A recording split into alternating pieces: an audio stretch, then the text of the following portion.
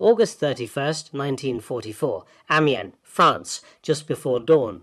A German general woke up to find the war had moved past him in the night. General der Panzertruppe Heinrich Eberbach was 48 years old, a hero of Bryansk. One of the most accomplished armor commanders in the Wehrmacht, he had spent 3 weeks trying to do what every German officer of his generation had been trained to do well. Retreat, save the men, get behind the next river line. For 1,000 years of European warfare, that had always worked. The army being chased could always move faster than the army doing the chasing. Not anymore. Eberbach went to bed, believing his army was falling back ahead of American forces, still somewhere to the south and west. He woke up to British soldiers standing in his bedroom. They had not pursued him, they had passed him. They had run 40 miles in 24 hours and reached Amiens before he did. This was not the first time. 10 days earlier, 2 entire German armies, 100,000 men, had been trapped at Falaise. 3 days from now, another 24,000 would be surrounded at Mons. By April 1945, the largest encirclement in the European war would close around an entire German army group in a single afternoon. In each case, German commanders gave the order to retreat and woke up to find the enemy already in front of them. They could not understand how the Americans got there first. This is the story of how a nation that had no real army in 1939 built a system that made retreat impossible.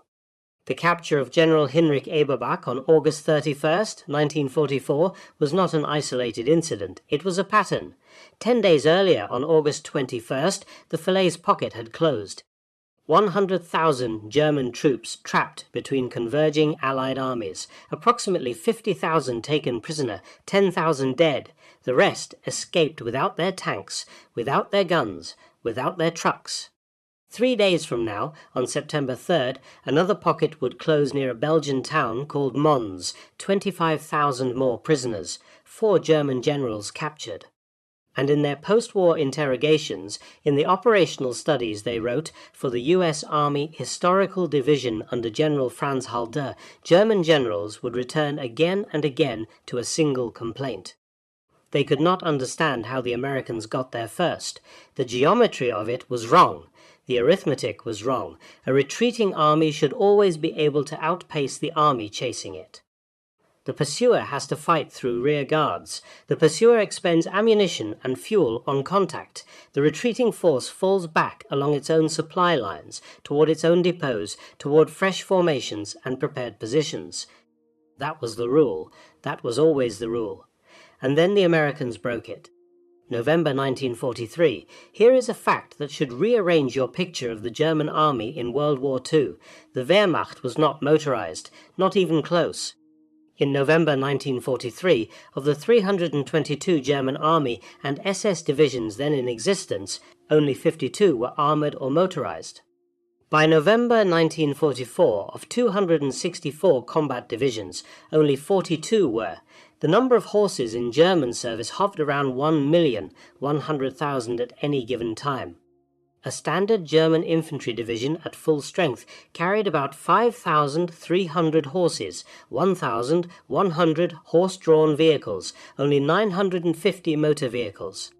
By 1944, that horse number had crept up rather than down. Some divisions had 6,300 horses on the roster. When you read about the German blitzkrieg through Poland in 1939, the lightning advance through France in 1940, the deep penetrations into Russia in 1941, you are reading about a thin shell of armor and motorized units leading a vast body of foot infantry whose supply trains were pulled by horses. The blitzkrieg was a tip. The army behind the tip walked. Now connect that fact to the question of retreats. Walking armies, horse-drawn armies. Even an army that is mostly walking with a small motorized vanguard. All of them share one characteristic that defined warfare for centuries. They could disengage faster than a pursuing army could envelop them. To trap an army, you have to march around it on roads no shorter than the roads it is using, with troops tired from fighting it, without any meaningful technical advantage in speed. Throughout history, this is why retreating armies almost always escape. The German army on the Eastern Front retreated thousands of miles between 1943 and 1945. Although it suffered catastrophic losses, the Soviets almost never managed an encirclement at speed. Operation Bagration in June 1944 was the great exception, and it took weeks of preparation across hundreds of miles of front. Retreating armies escape. That is the rule. That is how Eberbach had been trained. That is how every senior German officer had been trained. 1939. In 1939, the Americans had no army worth speaking of. The US Army of that year ranked 19th in the world by some measures, behind Romania. Its cavalry, as of December 1939, consisted of 2 mechanized regiments and 12 horse regiments. Its tank force was a curiosity. Its budget had been gutted by the Depression. There was nothing in this army to suggest that 6 years later it would be the first force in the history of warfare to fight as a fully motorized army. But a few obscure people had been thinking about a problem that was really 2 problems. First, how do you keep an army moving as fast as its trucks can go? Not just the spearhead, everybody, the kitchens, the artillery, the medics. Second, how do you direct that whole moving mass with enough speed that it can adjust in minutes rather than hours? The first problem was about industry. America could mass-produce trucks. The 6x6 GMC, the famous Deuce and a Half, rolled off Detroit assembly lines by the hundreds of thousands. America could put every single division on wheels. By 1944, it was the only nation on Earth that had done so. The Soviets needed Lend-Lease trucks, of which the Americans shipped over 400,000. To keep the Red Army moving, Germany never approached it. The second problem was about radios. The U.S. Army made the decision to put radios everywhere, not just in command tanks, every tank, not just regimental headquarters, every battalion, every artillery battery, every forward observer, every fighter bomber. Compare that to what the Germans had built. German doctrine gave radios to command vehicles. A typical German tank platoon had radio only in the platoon leader's tank. The other tanks signaled with flags or followed the leader visually. German artillery used pre-plotted survey positions and wire telephones. It worked beautifully when the front line stayed roughly where the wire ran. It worked less well when the front was moving fast, and so by the time the war began, the Americans were quietly building a different machine. An army that could move on wheels and talk on radios at every level, top to bottom. An army where a forward observer could call corps artillery in 3 minutes. Where a tank battalion commander could change the axis of advance with a single radio order. Where a fighter bomber pilot 4,000 feet up could hear a voice coming from the lead Sherman in a column on a French country road and answer back in real time. Nobody in Berlin took this seriously in 1939. The Americans were soft. The Americans had no army. The Americans, when they did fight, would fight the way Pershing had fought in 1918. Slowly, methodically. February 1943, Tunisia. Then the Americans walked into the Kasserine Pass. Field Marshal Erwin Rommel, the Desert Fox, hit the U.S. Army's Second Corps. Green American troops scattered. American formations were broken and badly mauled. 6,000 Americans were taken prisoner. The American press briefly despaired. The British and the Germans, for very different reasons, had their suspicions confirmed. The Americans could not yet handle a real European war, but here is the thing about Rommel that almost nobody quotes, after the fact. After watching the same Americans he had humiliated come back at him, after watching them fight in Sicily, in Italy, and finally face him in Normandy, he made a comment that survives in his papers and is preserved in Carlo D'Esti's biography of Patton. He said that after the initial American setback at Kasserine, things had improved rapidly for them, and that one had to wait until the Patton army in France to see, in his own characterization, the most astonishing achievement in mobile warfare he had witnessed. Rommel did not give that praise lightly. He was watching something happen that he, the master of mobile warfare, had not seen before, something the German army could not match. Spring 1944, somewhere in southern England, Major General Elwood R. Quesada was 39 years old, an air officer who had grown up in the early Army Air Corps, the youngest general in the Air Force. He believed something most of his strategic bomber colleagues did not. He believed close air support was a partnership, not a favor. He believed in working directly with the ground commander, sharing maps, sleeping in the same camp, knowing the names of the men in the lead tanks. In the months before Operation Cobra, Quesada became convinced that Lieutenant General Omar Bradley, the ground commander, was reluctant to concentrate his armored forces because of the strength of the German defensive line. According to the official Army Air Force's history of Normandy, Quesada made Bradley a deal. If Bradley would concentrate his armor, Quesada would furnish an aviator, a real Air Force pilot, and an aircraft radio for the lead tank. That lead tank could then communicate directly with fighter bombers that Quesada would have orbiting overhead from dawn until dark. Bradley agreed immediately. A pair of M4 Sherman tanks rolled into IX Tactical Air Command headquarters. The conversion was straightforward. Strip out a radio set. Install a VHF set matched to the same frequencies the P-47 Thunderbolts used. Put a real Air Force pilot on the radio handset, riding in the tank. The modification became standard for 1st Army. Then for the entire 12th Army Group. The result was a tactical concept the Americans called Armored Column Cover. From late July 1944 onward, every American armored division advancing in France had, on average, 4 to 8 P-47 Thunderbolts orbiting at low altitude over its lead column. Those flights did not return to base until relieved. The continuous patrol was, in the words of the Air Ground After Action Study, in place from dawn until dusk. The pilots could see from 4,000 feet what the men in the lead tank could not see. They could see the German anti-tank guns set up behind the next hedgerow. The Panzer IV idling at the next crossroads 2 miles up the road, the horse-drawn German supply wagons trying to cross a bridge 8 miles ahead. Each P-47 carried 8 50 caliber machine guns and either 500-pound or 1,000-pound bombs. They had a voice in their ear, the pilot riding in the Sherman. Who could ask for an attack the way you might ask a friend to pass the salt? Combine this with the motorization. Combine it with the radios at every level. The Americans had built a battlefield in which a tank commander, rolling through a French village he had never seen, could, in seconds, put steel from any of 3 places onto a target 2 miles ahead. From his own tank gun, from his battalion's artillery, called by his radio, from a P-47 10,000 feet up, called by the Air Force pilot, riding in the next vehicle. The Germans had nothing equivalent. By July 25, 1944, 3 elements had converged on a narrow strip of earth west of St. Lo. Trucks for everybody, radios at every level. Eyes in the sky tied directly to voices in lead tanks, and the German general about to face them. Fritz Bayerlein, 45 years old, commander of the Panzer Division, former chief of staff to Rommel in North Africa, veteran of Poland and France and Russia, had no idea what was about to hit him. July 25, 1944, St. Louis sector, Normandy. General Lieutenant Fritz Bayerlein was 45 years old. On paper, his division, Panzer Lehr, was one of the strongest formations in the German army, elite, fully equipped.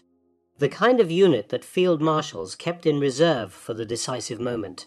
Bayerlein himself had been Rommel's chief of staff in North Africa. He had served in Poland, in France, in Russia. He had been wounded near Stalingrad. He knew his profession. By July of 1944, his subordinates were beginning to notice something. He looked exhausted, hollow, irritable. The American First Army under Lieutenant General Omar Bradley was about to launch Operation Cobra. The plan was direct. Carpet bomb a narrow strip of German front line west of St. Lo with everything available. 1,800 heavy bombers from 8th Air Force, hundreds of fighter bombers, then push armor through the hole at maximum speed and refuse to stop. The German unit holding that strip was Bayerlein's Panzer Lehr Division. July 25th, 11 a.m., the bombing began. 1,800 B-17 flying fortresses flying in formation so tight they darkened the sky. Each aircraft carried tons of high explosive. The bombardiers aimed at a rectangle of French farmland approximately 6,000 yards wide and 2,500 yards deep. For 2 hours, the earth convulsed. When it ended, the landscape no longer looked like France.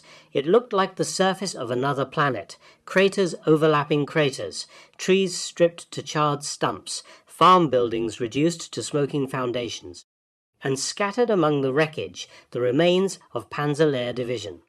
July 26th, morning. An officer arrived at Bayer Line's forward headquarters carrying a personal order from Field Marshal Günther von Klug, the 62-year-old commander-in-chief in the West. The order said, "Hold out. Not a single man is to leave his position."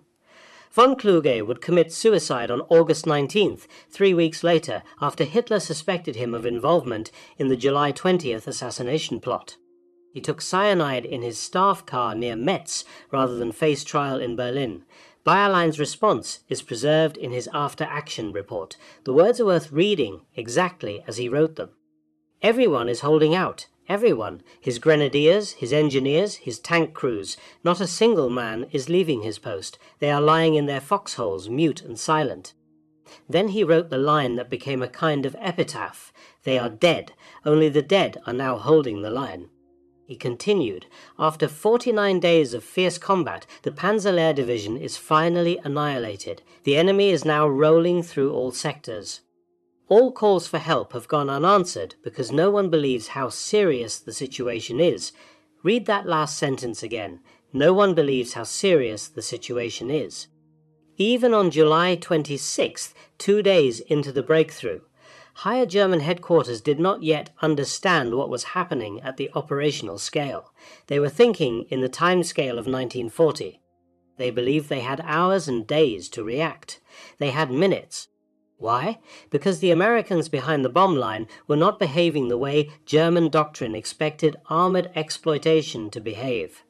Hans Stober of the 17th SS Panzer Grenadiers was a soldier caught in the breakthrough. His observation, later quoted in Martin Sherritt's account of the campaign, cuts to the heart of it. The Americans, he said, had learned the art of blitzkrieg. They were ignoring their flanks and pushing on. The American armor did not pause for the infantry. It did not consolidate gains. It did not wait for the flanks to catch up. It kept rolling. To the south, to the southeast, to the southwest, it kept rolling. July 28th. Major General John Shirley Wood commanded the 4th Armoured Division. His friends called him Tiger Jack. The British military historian Basil Liddell Hart called him the Rommel of the American Armoured Forces. Wood was 54 years old, a cavalryman by training, an aggressive, instinctive commander who believed that speed was a weapon in itself. On July 28th, his division punched 10 miles in a single day and took Coutances, a key crossroads on the German flank. By July 30th, his lead elements were on the outskirts of Avranches. By August 1st, the bridge at Pontaubault was in American hands. Through that single bottleneck, one bridge, in one town, 7 divisions of the newly activated US, Third Army, would pour in 72 hours.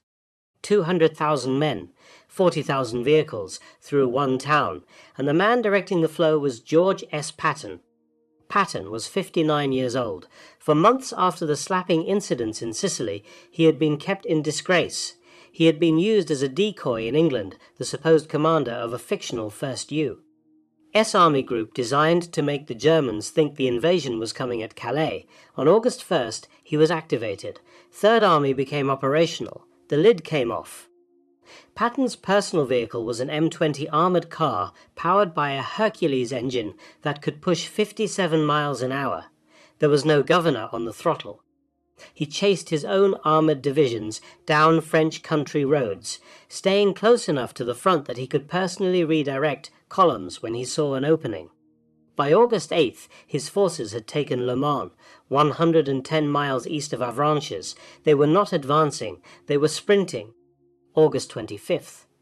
On August 25th, the 81st Infantry Division covered over 200 miles in one day. Read that number again. An infantry division, men in trucks, over 200 miles in 24 hours.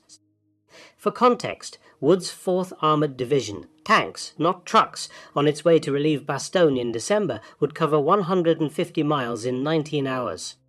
That movement is still studied at armour schools as an example of extreme operational tempo.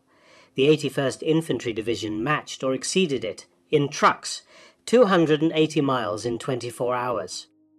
For context, Wood's 4th Armoured Division, tanks, not trucks, on its way to relieve Bastogne in December would cover 150 miles in 19 hours. That movement is still studied at armour schools as an example of extreme operational tempo. The 81st Infantry Division exceeded it by more than 100 miles, in trucks. For the Germans, this was unintelligible. On August 7th, Eberbach's Panzer Group had launched the Mortain counterattack, still trying to execute Hitler's order to strike toward Avranches and cut off the American breakout. The order Eberbach had told General Warlimont at OKW was hopeless even before it began. While Eberbach attacked west toward the sea, Patton was already driving east, then northeast, then north. By August 8th, the geometry of the battlefield had reversed. The Germans were attacking toward the sea. The Americans were behind their southern flank. The British and Canadians were pushing south from Caen. August 12th. Argentan. General Omar Bradley, the 51-year-old commander of 12th Army Group, looked at his maps and made a decision later described in his own memoirs. He proposed a short envelopment, trapped 2 German armies inside a pocket between Falaise and Argentan. Patton's the 15th Corps under Wade Hyslop closed on Argentan. Patton wanted to keep going north and slam the door shut. Bradley gave the order to halt. He was worried about the boundary line, about a possible collision with Field Marshal Bernard Montgomery's forces coming south, about friendly fire between converging armies in the confusion of rapid movement. The Falaise Gap remained open longer than it should have. Historians still argue about whose decision that was. Bradley's overcaution, Eisenhower's concern about Allied coordination, Montgomery's methodical pace. The argument will probably never be settled, but by August 19th, Canadian and Polish forces from the north met American troops at Chambois. By August 21st, the pocket was sealed. Inside it, by various estimates, between 80,000 and 100,000 German troops were trapped. Around 50,000 were taken prisoner.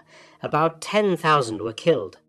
20 to 50,000 managed to escape through the gap before it closed, but they came out without their tanks, without their guns, without their trucks. General Dwight D. Eisenhower walked the killing ground afterward. His description, preserved in his memoirs, became one of the most quoted lines of the campaign.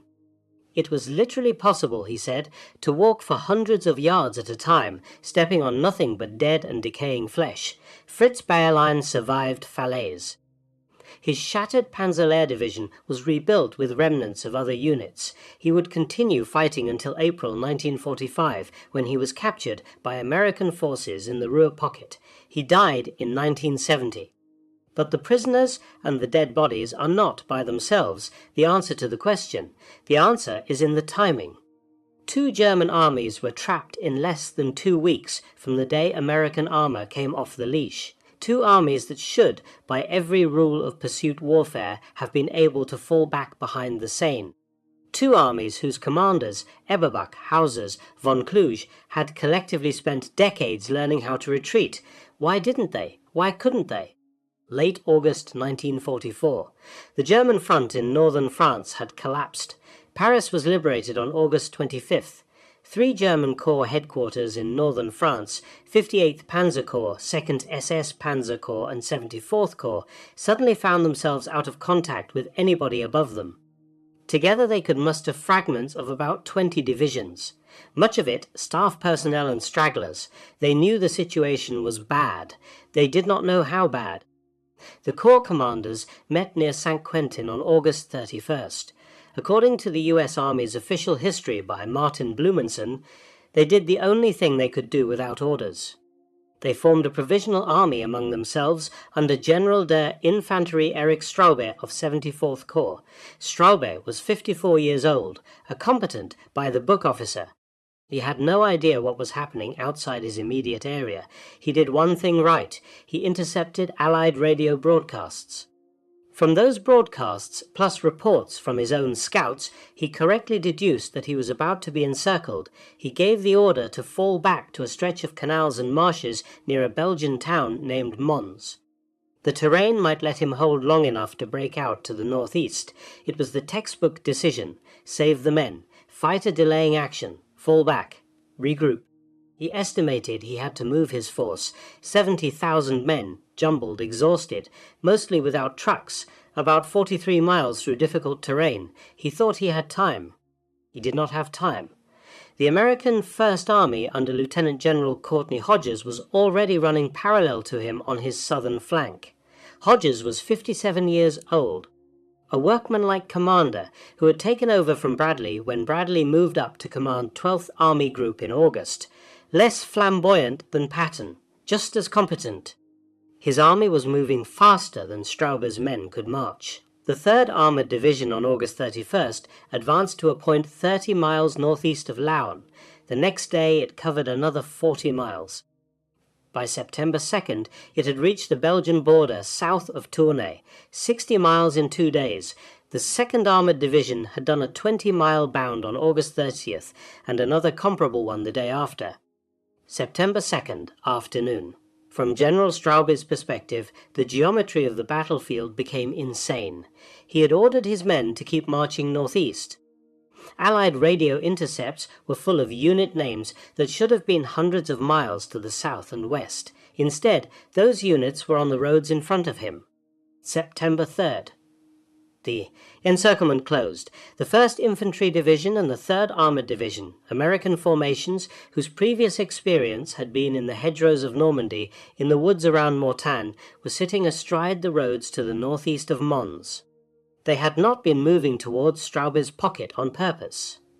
They had been moving east on their own assigned routes. Blumenson's official history puts it dryly. The head-on encounter at Mons was, from the tactical point of view, a surprise for both sides. Neither Americans nor Germans had been aware of the approach of the other, and both had stumbled into an unforeseen meeting that resulted in a short impromptu battle. Read that again. The Americans had encircled 25,000 Germans by accident. They had moved so fast across so much ground that they had ended up in front of an entire retreating army group without intending to. The Aix Tactical Air Command, the air arm working with 1st Army under Major General Pete Quesada, the 39-year-old innovator who had put pilots in tanks spent, September 3rd alone destroying, by their count, 851 motor vehicles and 652 horse-drawn vehicles in the Mons pocket. That horse-drawn number is worth pausing on. September 1944, in a war that everyone thought was a war of machines. More than 600 horse-drawn German vehicles were caught and killed in a single day in a single pocket by American fighter bombers. The 1st Infantry and 3rd Armoured Divisions on the same afternoon took between 7,500 and 9,000 prisoners. By the time the engagement finished on September 5th, the count was about 25,000 prisoners, including 4 generals. And here is the detail that mattered most for the war. On September 3rd, the same day the Mons pocket closed, Field Marshal Walter Model, the new German commander in the west, looked at his maps and concluded it was impossible to hold positions in northern France or Belgium. He ordered withdrawal to the Siegfried Line. By that time, in Blumenson's words, many German units were not putting up a fight when they encountered Allied forces. The number captured at Mons was the 2nd highest of any engagement in the 1944 Western Campaign. The highest was Falaise. But the prisoners and the wreckage are not the part of this you should remember. The part you should remember is the geometry. 2 pockets in 3 weeks, separated by hundreds of miles. Both produced by the same effect. American forces showing up where retreating German forces did not believe they could possibly be yet. Eberbach was already gone by then. Captured at Amiens on August 31st, 2 days before the Mons pocket closed. Captured by British forces who had run 40 miles in 24 hours to be there. Lieutenant General Courtney Hodges, the commander of the US 1st Army, told his staff on September 6th that the war would be over in 10 days if the weather held. He was wrong about 10 days, but he was not wrong about the verdict implied. The German front in the west, organized as a continuous line, had ceased to exist. Mons had opened a 47-mile gap that the Allies poured through. How did the Americans get there first? The motorization was part of the answer, the radios were part of the answer, but there was something more. Something that emerged in the first week of August along French country roads and would prove to be the third leg of the system. Something that the Germans, who had pioneered close air support during the early war, found they could no longer match. A way of fighting in which the men in the lead Sherman tank had, riding overhead at 4,000 feet, a P-47 pilot they could talk to in real time.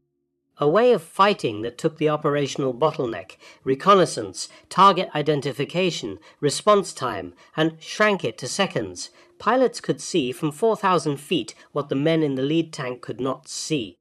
They could see the German anti-tank gun set up behind the next hedgerow, the Panzer IV idling at the next crossroads 2 miles up the road. The horse-drawn German supply wagons trying to cross a bridge 8 miles ahead. Each P-47 carried 850 caliber machine guns and either 500-pound or 1,000-pound bombs. And every time they came down, they were called by a voice riding right behind the lead American tank. A voice that knew the maps the ground commander knew. That knew which roads were friendly and which were not. The Germans were not just being outdriven by men in trucks. They were not just being outflown by men in planes. They were being outcoordinated. Their retreat routes was observed in real time. Their attempted blocking positions were spotted before they could be set up. Their attempts to slip a regiment along a side road in darkness were tracked and reported. By the time Straub tried to break out of the Mons pocket on September 3rd, T was destroying his vehicle columns at the rate of more than 800 a day. And it was not just the speed, it was the speed plus the eyes. Without the eyes, even motorization would not have produced these encirclements. The Soviets by 1944 were also fielding huge motorized forces. They could not produce the same effect because they did not have the air-ground integration. The Americans did. Because of an obscure deal between an air general nobody now remembers and a ground general who would later command 12th Army Group. But there was one more pocket to come, the largest encirclement of all, the pocket that would exceed Stalingrad in the number of prisoners taken.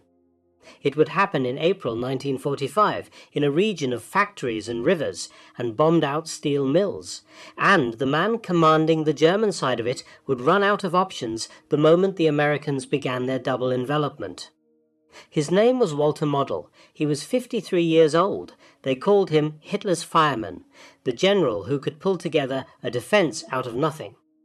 He was good at his job in a way German military culture deeply respected, and in April 1945, sitting in the middle of a pocket that was about to be reduced piece by piece, he would do the math, and the math would tell him there was no way out. Easter Sunday, April 1st, 1945, afternoon, Lippstadt, Germany. Lead elements of the US 9th Army moving south met lead elements of the US 1st Army moving north. The handshake was unceremonious. American officers checking maps.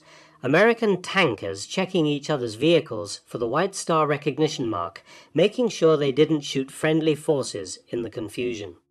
Behind them, to their west, in an egg-shaped piece of German territory roughly 30 miles by 75 miles, sat the entire Army Group B of Field Marshal Walter Model, 2 armies, 5th Panzer and 15th, plus 7 corps, 19 divisions, support units, headquarters staff.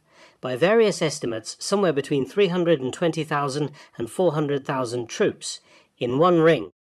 In one afternoon, the Americans had completed the largest encirclement of the European war.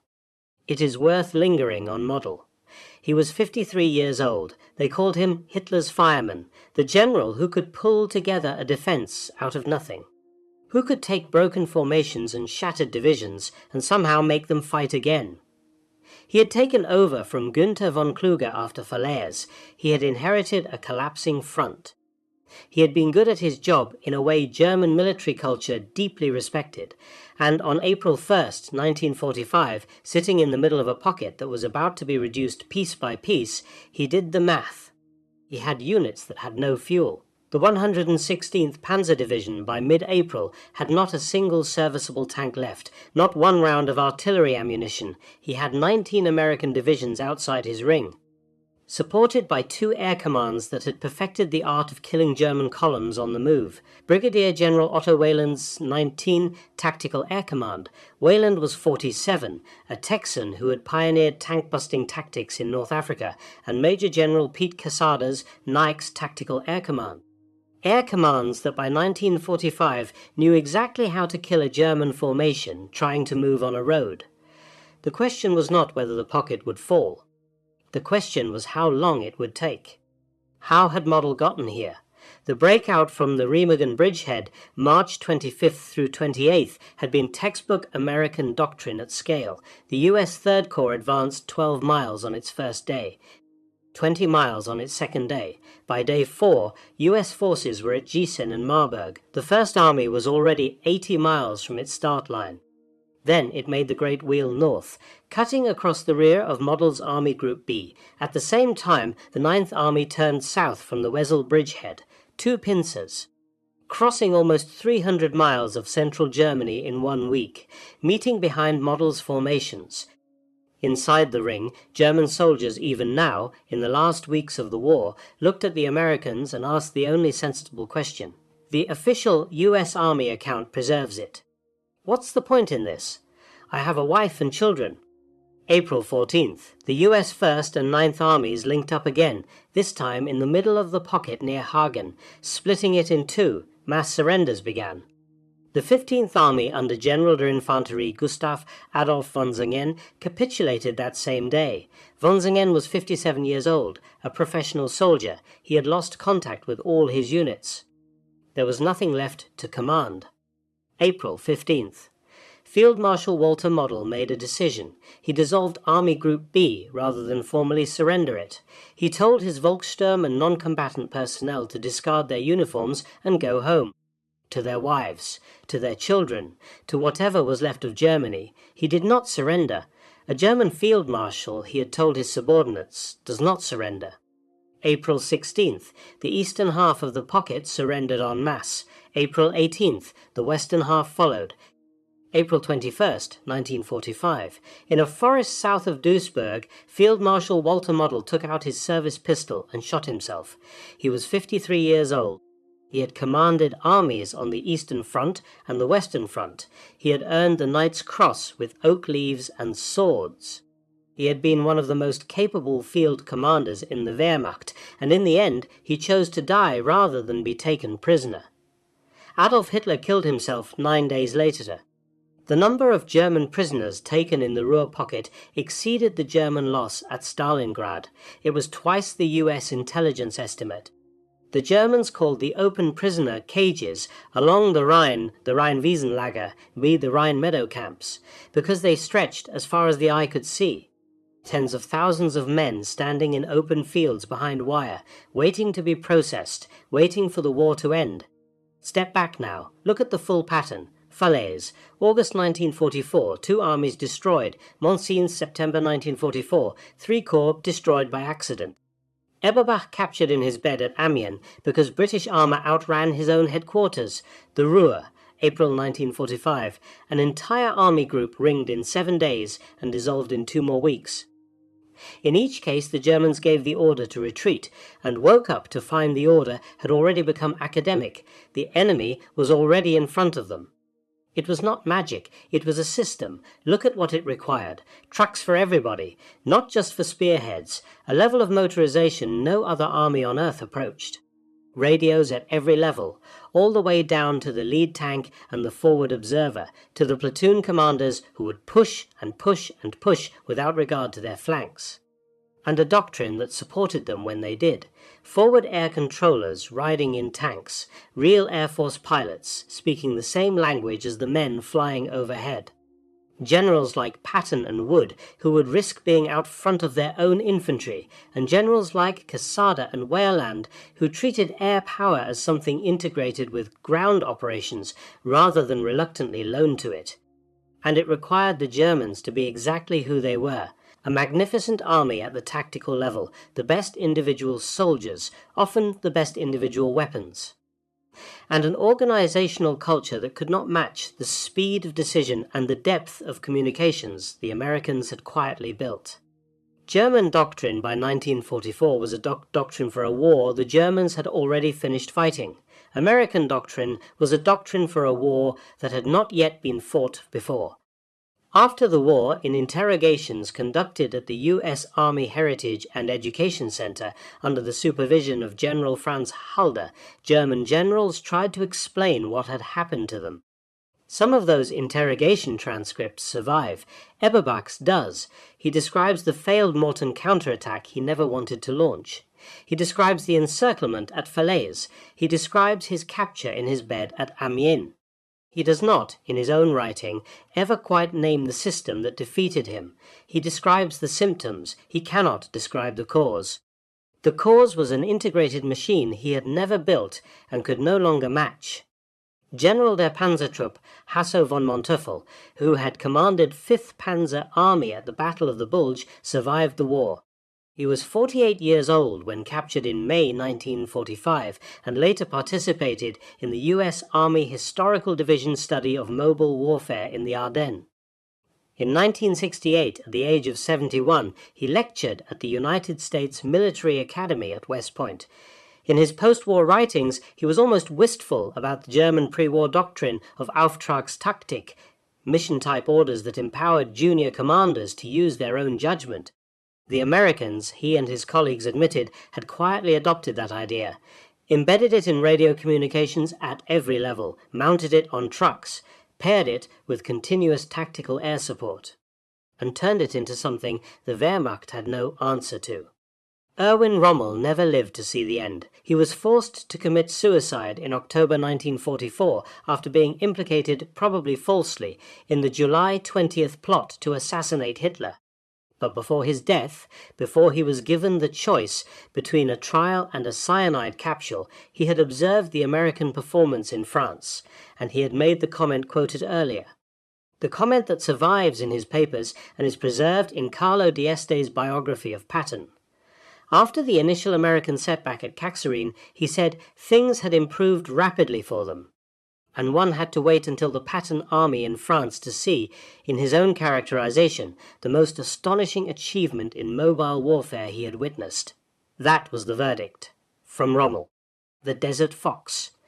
The man whose blitzkrieg through France in 1940 had been the model for everything the Germans understood about armored warfare. When Rommel of all people looked at what the Americans had done and used the word astonishing, that was the final answer. And that, finally, is the answer the German prisoners could not articulate in 1944 and 1945. They could not explain how the Americans got there first, because the answer required them to admit something.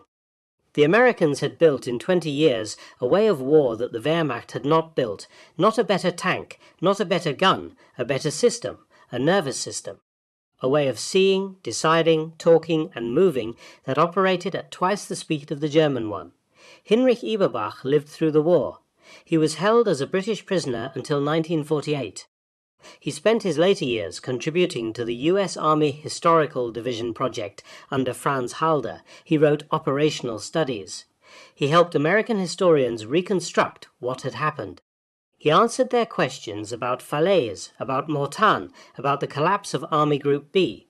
He never, in any of those writings, named the system that had defeated him.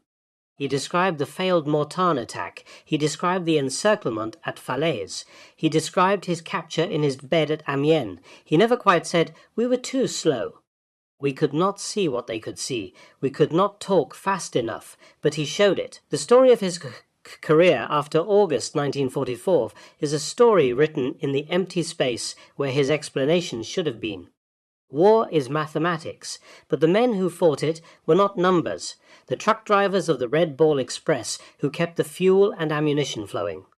The forward observers who called artillery fire in 3 minutes, the pilots who rode in tanks, the tankers who answered to the pilots overhead, the radio operators, the mechanics, the engineers who built the bridges, the infantry who held the ground after the armor passed through. They built a machine.